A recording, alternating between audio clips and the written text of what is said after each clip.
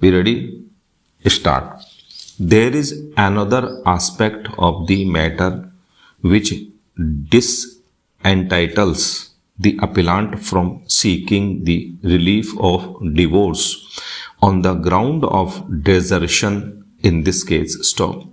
As desertion in matrimonial cases means the withdrawal of one party from a state of things, that is, a marital status of the party, no party to the marriage can be permitted to allege desertion unless he or she admits that after the formal ceremonies of the marriage, the parties had recognized and discharged the common obligation of the married life, which essentially requires the cohabitation between the parties for the purpose of consummating the marriage. Stop.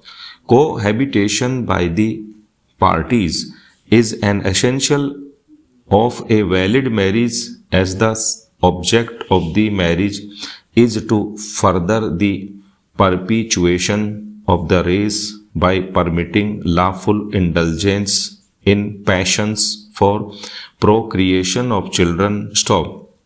In other words, there can be no desertion without previous cohabitation by the parties. Stop. The basis for this theory is built upon the recognized position of law in matrimonial matters that no one can desert who does not actively or willfully bring to an end the existing state of cohabitation. Stop. However, such a rule is subject to just exceptions which may be found in a case on the ground of mental or physical incapacity or other peculiar circumstances of the case. Stop. However, the party seeking divorce on the ground of desertion is required to show that he or she was not taking the advantage of his or her own wrong. Stop. In the instant case, the appellant herself pleaded that there had not been cohabitation between the parties after the marriage. Stop. She neither assigned any reason nor attributed the non-resumption of cohabitation to the respondent. Stop. From the pleadings and evidence led in the case, it is apparent that the appellant did not permit the respondent to have cohabitation for consummating the marriage. Stop. In the absence of cohabitation between the parties, a particular state of matrimonial position was never permitted by the appellant to come into existence. Stop. In the present case, in the absence of cohabitation and consummation of marriage, the appellant was disentitled to claim divorce on the ground of desertion. Stop.